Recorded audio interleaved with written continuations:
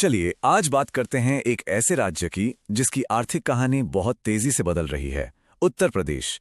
आज हम उन वजहों को समझेंगे कि क्यों दुनिया भर के निवेशक इसे एक बड़े मौके के तौर पर देख रहे हैं। शुरुआत करते हैं इस एक नंबर से, 33.50 लाख करोड़ रुपए। ये वो रकम है जिसके निवेश प्रस्ताव उत्तर प्रदेश को 2023 के ग्लोबल इन्वेस्टर्स समिट में मिले। ये सिर्फ एक नंबर नहीं है, ये एक बहुत बड़े बदलाव का सबूत है। तो सवाल यह है कि आखिर हो क्या रहा है। एक ऐसा राज्य जिसे दशकों तक बस एक संभावनाओं वाला प्रदेश माना जाता था, वहां अचानक से दुनिया भर के इन्वेस्टर्स की दिलचस्पी कैसे बढ़ गई।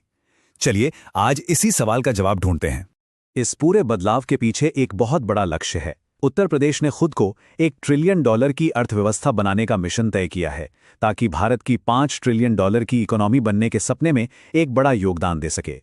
तो ठीक है, इस बदलाव की नींव क्या है? चलिए इसे गहराई से समझते हैं। सबसे पहले और सबसे जरूरी वजह है राज्य की अपनी ताकत, यहां के लोग और यहां की आर्थिक क्षमता। 24 करोड़ ये सिर्फ आबादी का आंकड़ा नहीं है, ये भारत का सबसे बड़ा कंज्यूमर मार्केट है।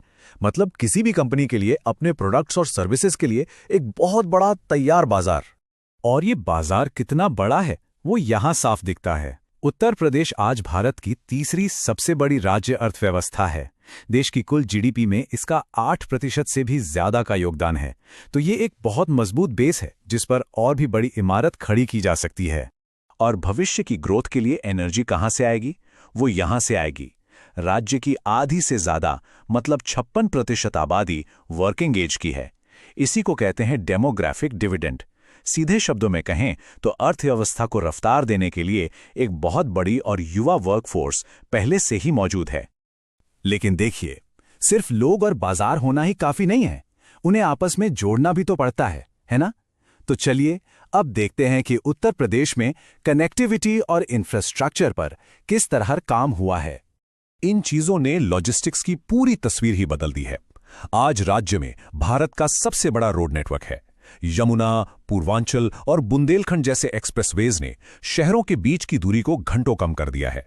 इसके अलावा यहां सबसे ज्यादा ऑपरेशनल एयरपोर्ट्स हैं और ये ईस्टर्न और वेस्टर्न डेडिकेटेड फ्रेट कॉरिडोर का भी हिस्सा है।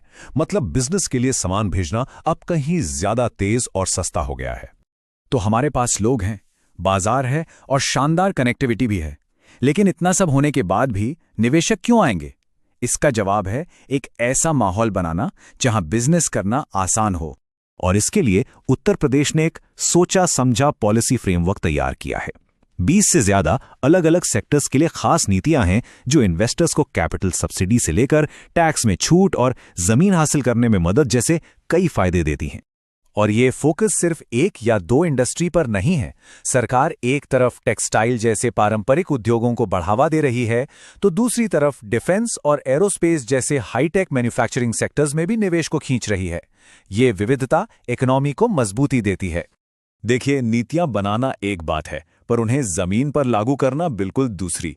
और यहीं पर निवेश मित्र जैसा डिजिटल प्लेटफॉर्म एक गेम चेंजर साबित होता है। ये एक सिंगल विंडो सिस्टम है जो लाल फीताशाही को खत्म करता है। मतलब अब निवेशकों को मंजूरी के लिए दर्जनों दफ्तरों के चक्कर नहीं काटने पड़ते, उनका काम ऑनलाइन ही हो जाता है।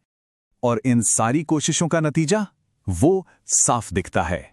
ईज ऑफ डूइंग बिजनेस यानी व्यापार करने में आसानी की राष्ट्रीय रैंकिंग में उत्तर प्रदेश आज पूरे भारत में दूसरे नंबर पर है। ये इन्वेस्टर्स के लिए एक बहुत बड़ा और पॉजिटिव सिग्नल है। तो हमने नींव, कनेक्टिविटी और पॉलिसीज की बात कर ली, पर इन सब का असली असर क्या हुआ? जमीन पर क्या बदला? चलिए अब नतीजों पर फोकस करते हैं। ये चार्ट पूरी कहानी खुद बयां करता है। 2018 के इन्वेस्टमेंट समिट में करीब 4.25 लाख करोड़ के प्रस्ताव आए थे।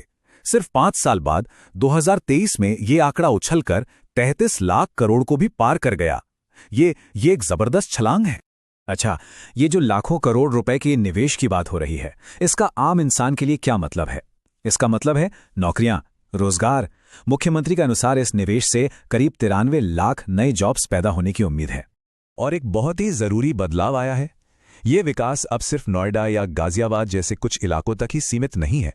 पहले ज्यादातर निवेश एनसीआर के आसपास आता था, लेकिन आज राज्य के सभी 75 जिलों तक निवेश पहुंच रहा है। ये एक संतुलित विकास का संकेत है। लेकिन चलिए पूरी तस्वीर देखते हैं, क्योंकि हर बड़ी कहानी में कुछ चुनौतियां भी होती हैं। उत्तर प्रदेश की ताकतें बिल्कुल साफ हैं, एक बड़ा बाजार, सपोर्टिव पॉलिसीज और शानदार इंफ्रास्ट्रक्चर। लेकिन चुनौतियां भी अपनी जगह हैं। इंडस्ट्री की जरूरत के हिसाब से स्किल डेवलपमेंट को और बेहतर करना होगा, भूमि अधिग्रहण जैसे मुद्दों को सुलझाना होगा और इकोनॉमी की कृषि पर निर्भरता को भी कम करना होगा। तो कुल मिलाके ये कहानी एक 360 डिग्री बदलाव की है। निवेशकों की नज़र में उत्तर प्रदेश की पहचान एक पोटेंशियल वाले राज्य से बदलकर अब एक परफॉर्मेंस वाले इकोनॉमिक पावर हाउस की बन रही है, एक ऐसा सिस्टम जो निवेश के लिए तैयार है। तो आखिर में एक बड़ा सवाल ये उठता है, जैसे जैसे उत्तर प्रदेश अपने आर्थिक लक्ष्य की तरफ बढ़ रहा है, क्या वो सिर्फ एक और सफल राज्य बनकर रह जाएगा या फिर वो पूरे भारत के विकास का नया इंजन बनेगा? इस सवाल का जवाब आने वाला वक्त ही देगा।